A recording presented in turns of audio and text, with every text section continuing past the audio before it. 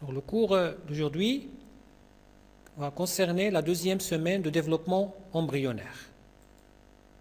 Comme objectif de ce cours, expliquer les mécanismes de la nidation, décrire les étapes de la formation du disque embryonnaire didermique, connaître les modifications observées au niveau de l'organisme maternel, décrire l'évolution du mésoblaste extra-embryonnaire et définir qu'est-ce que ça veut dire les anomalies qui vont survenir au cours de la deuxième semaine et qu'est-ce que ça veut dire une nidation ectopique.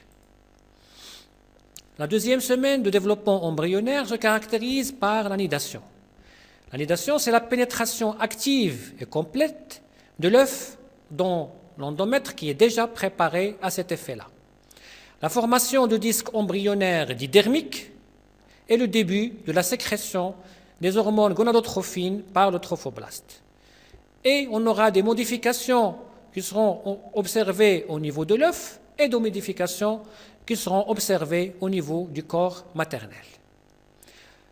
Donc, vers la fin de la première semaine, on avait le blastocyste qui va se fixer au niveau de l'endomètre utérine,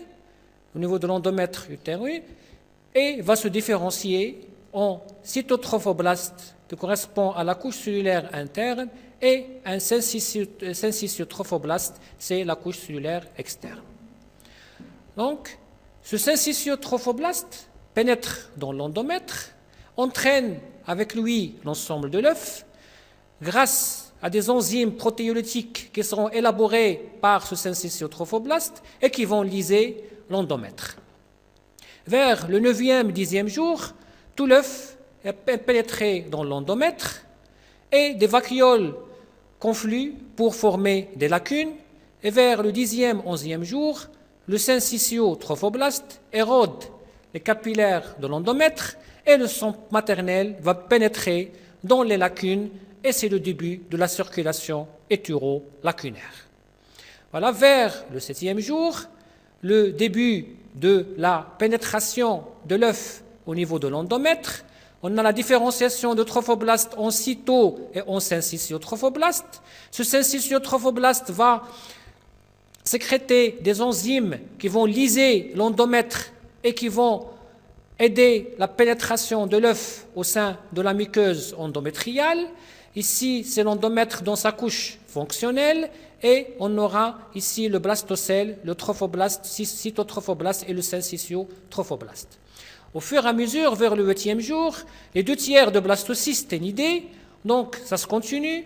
Le syncytiotrophoblast continue à proliférer, continue à lyser l'endomètre. Le cytotrophoblast aussi va se proliférer et l'ensemble de l'œuf vers le 10e jour, l'ensemble de l'œuf est pénétré au sein de l'endomètre et au fur et à mesure, ce syncytiotrophoblast va être creusé par des lacunes qu'on va appeler des lacunes syncytiotrophoblastiques. Et au fur et à mesure, ces lacunes syncytiotrophoblastiques vont entrer en communication avec les capillaires sanguins de l'endomètre et qui vont former le début de la circulation utéro-lacunaire. Donc, à ce stade-là, l'ensemble de l'œuf est à l'intérieur de l'endomètre vers le 13e jour de développement embryonnaire. Le 13e jour, l'épithélium utérin va se reconstruire. On peut avoir une petite hémorragie due à cette reconstruction au niveau de site d'implantation. On peut avoir des saignements qui peuvent se confondre avec des menstruations et la grossesse peut passer inaperçue.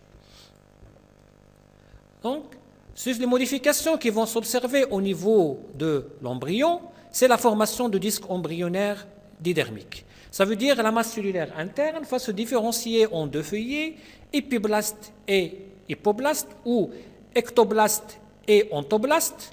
Au début, les cellules de l'épiblaste sont accolées à la couche cellulaire trophoblastique périphérique, mais vers le 8e jour, un clivage, une séparation entre l'épiblaste et le trophoblaste va se créer et on verra la formation de la cavité amniotique. Voilà.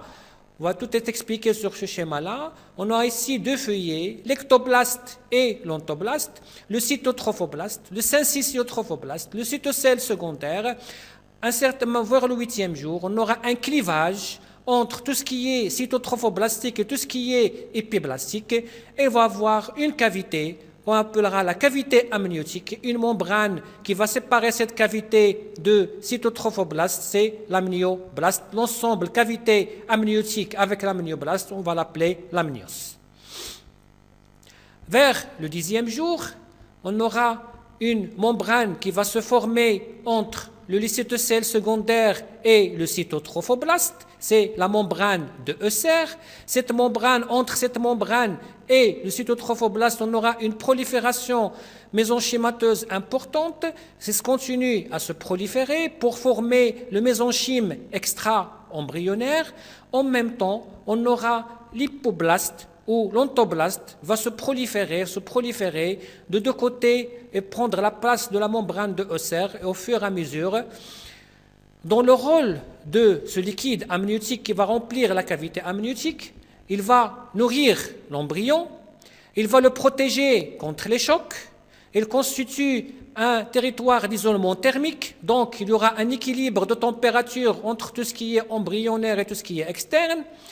Il permet l'hydratation des tissus, mais aussi il permet de faciliter les mouvements de l'embryon.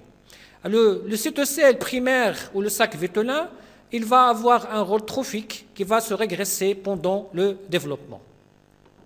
On a vu que vers le 8e, 9e jour, la membrane de Husser, qui est une couche cellulaire aplatie, située à la face interne du cytotrophoblaste, une cavité qui est limitée entre l'hypoblaste et la membrane de Husser, c'est le cytocèle primaire ou vésicule vitelline primaire ou sac vitellin primaire.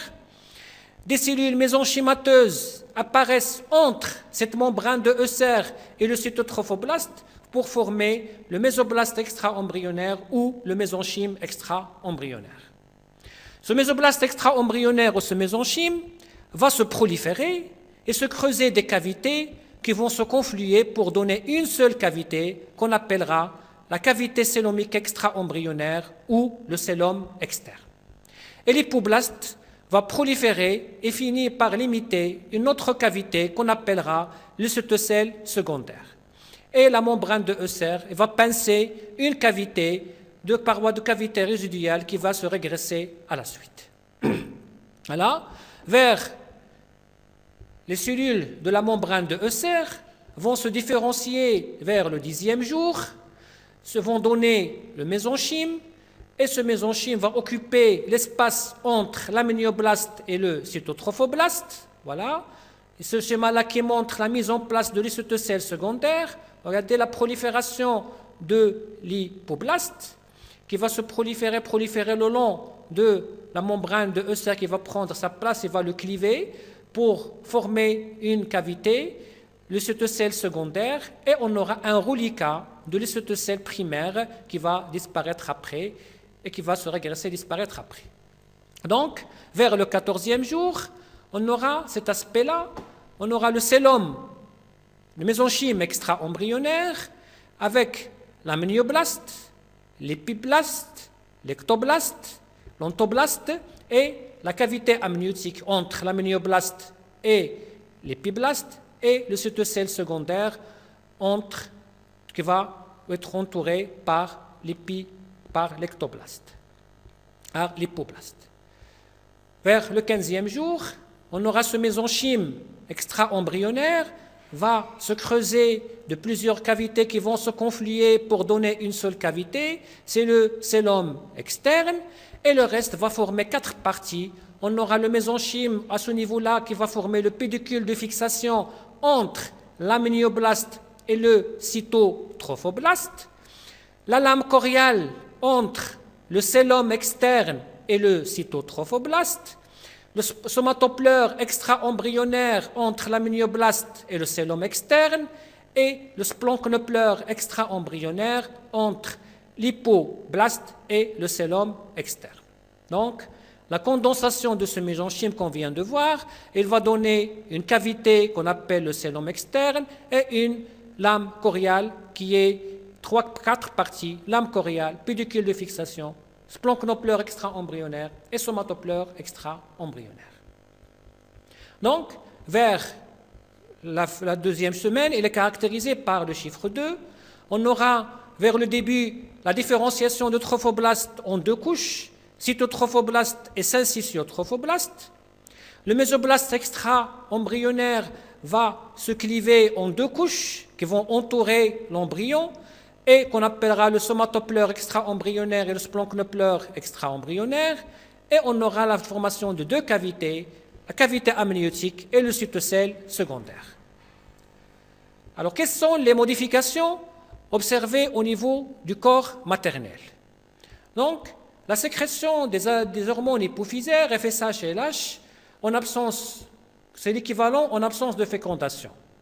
Au cours du cycle normal, on aura la diminution de la sécrétion de l'oestrogène et progestérone, mais en cas de fécondation, en cas de nidation, sous l'influence des hormones gonadotrophines chroniques sécrétées par le syncytiotrophoblaste, le corps jaune périodique qui élabore bien sûr le progestérone et l'oestrogène, il va se transformer en corps jaune gravidique et qui va continuer à sécréter les hormones oestrogéniques et progestérone et qui pour garder l'intégrité de l'endomètre. Donc l'endomètre il sera prêt à accueillir cet œuf fécondé.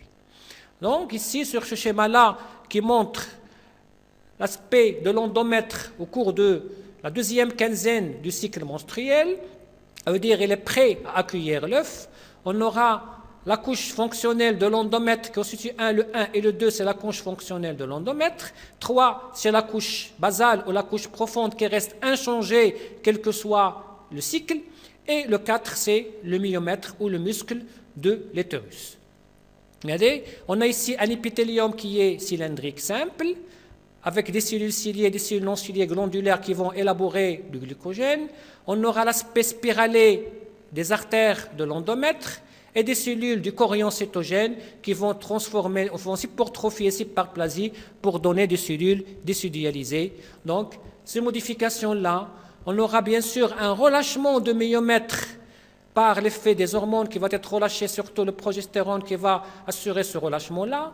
Un odème du chorion qui va constituer une vascularisation riche de ce chorion au niveau de l'endomètre.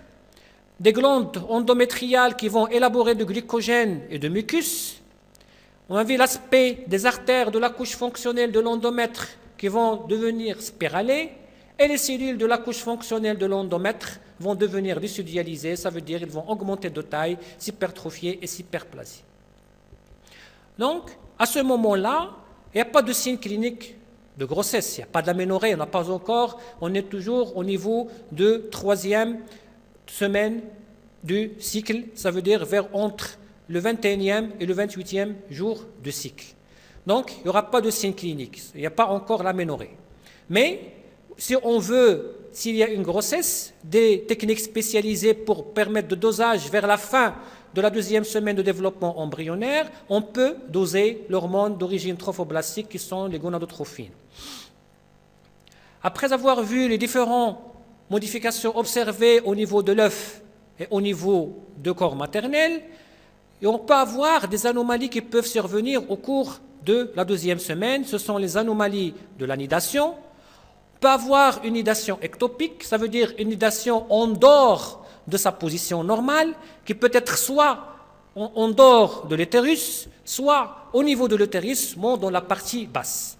Si la grossesse ou la nidation est dans la partie basse de l'utérus, il va aboutir à un placenta prévia, ça veut dire dans le côté bas, qui peut être à l'origine des graves hémorragies en fin de grossesse.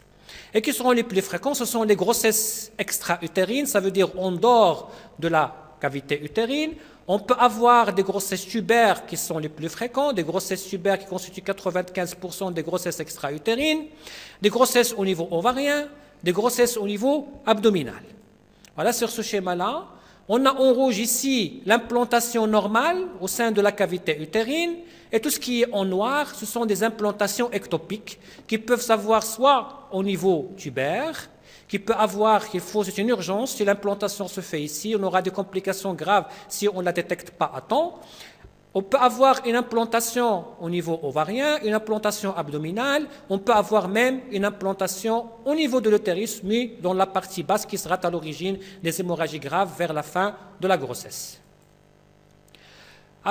après les anomalies, on peut avoir des défauts, parmi les anomalies, on peut avoir des défauts d'implantation.